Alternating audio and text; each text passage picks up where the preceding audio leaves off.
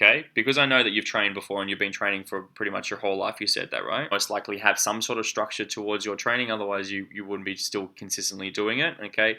So your body's a little bit well adapted to some sort of stimulus, okay?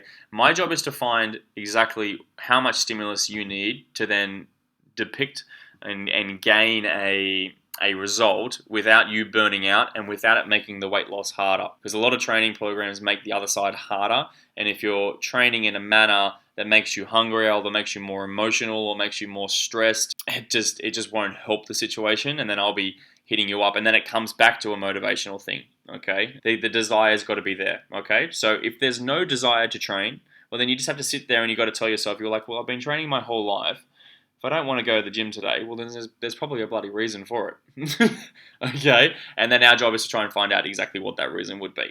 Okay? Now, after this, like I said, I'm going to send you an email. There's going to be a heart rate formula that I'm going to get you to start working at for your aerobic training only, okay, not the resistance training. So do you have some sort of form of heart rate tracking available? Okay, so your body there's 3 different stages, but I'm only going to talk about 2 because the third one is almost irrelevant, okay? There's an aerobic zone and there's an anaerobic zone that your body can work in, okay?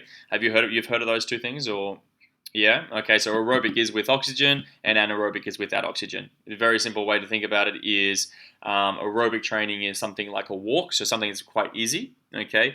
And that is actually where you oxidize and burn fat as a substrate as fuel. And then you've got anaerobic, okay, which is where you talk about like high intensity training, or even to be honest, it doesn't take much for it to be like anaerobic, or if you're a highly stressed individual or you're going through some sort of emotional state, then you can be actually kicking into this anaerobic stage, and that's where you actually burn sugar as fuel or as substrate, okay? So within your body, okay, and within my body, you have 2 major fuels that you can utilize, okay, and one's either fat and one's sugar. Now, additionally to that, different intensities will require different substrates. Okay, substrate is just another term for fuel. Okay, so if you work very intensely, well, then you will burn more sugar versus fat. Okay,